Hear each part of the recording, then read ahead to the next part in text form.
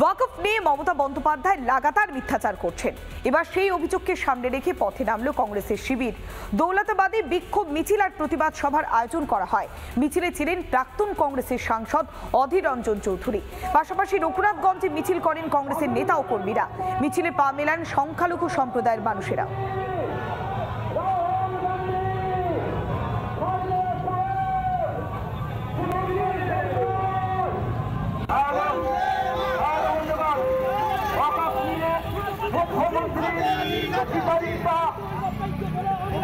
এবার পথে নামলো কংগ্রেসের শিবির। কংগ্রেসের মিছিলে যোগ দিয়েছে সংখ্যালঘুরা।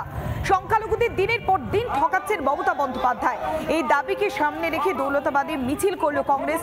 আর সেই মিছিলেই একেবারে নেতৃত্ব দিয়েছিলেন প্রাক্তন প্রদেশ কংগ্রেসের সভাপতি অধীর রঞ্জন চৌধুরী। কেন ওয়াকফ নিয়ে মিথ্যাচার করছেন মমতা বন্দ্যোপাধ্যায়, মানুষকে ভুল বোঝাচ্ছেন, সেই দাবিকে সামনে রেখে পথে নেমে প্রতিবাদ জানালেন কংগ্রেসের কর্মী সমর্থকরা এবং তাদের সঙ্গে সংখ্যালঘুরা একসঙ্গে পথে প্রতিবাদে সামিল হয়। মহা মিছিলের আয়োজন করা হয় দৌলতাবাদে।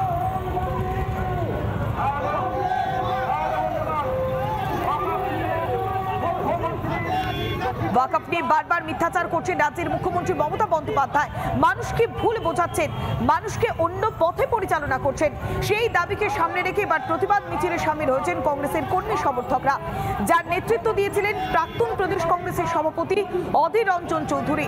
রঘুনাথগঞ্জ এবং দৌলতাবাদে মিছিল চলে আর সেই মিছিলে সামিল হয়েছিলেন সংখ্যালঘু সম্প্রদায়ের মানুষেরা।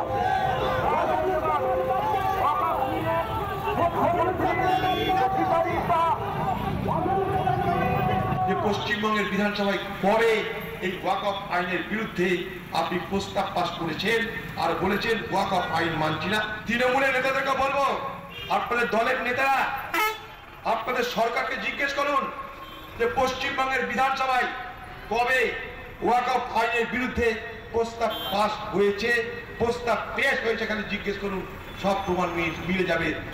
মমতা ব্যানার্জি মাননীয় মুখ্যমন্ত্রী ওয়াকফ নিয়ে তার যে দ্বিচারিতা এবং লাগাতার মিথ্যাচার, বিভ্রান্তিমূলক যে কথাবার্তা এবং বিভ্রান্তিমূলক যে ব্যবস্থা, তার বিরুদ্ধে এবং ওবিসি সংরক্ষণ নিয়ে ইচ্ছাকৃতভাবে পরিকল্পিতভাবে যে একটা জটিলতা তৈরি করা, তার বিরুদ্ধেই মূলত আজকে আমাদের মহামিছিল ছিল। মিছিল শেষে আমরা এখানে সমাপ্ত। নানা ধরনের কন্টেন্ট দেখার জন্য লাইক করুন, শেয়ার করুন আমাদের ফেসবুক পেজ, সাবস্ক্রাইব করুন আমাদের ইউটিউব চ্যানেল। পাশাপাশি অন্যান্য ব্রেকিং নিউজের জন্য অবশ্যই চোখ রাখুন রিপাবলিক বাংলায়।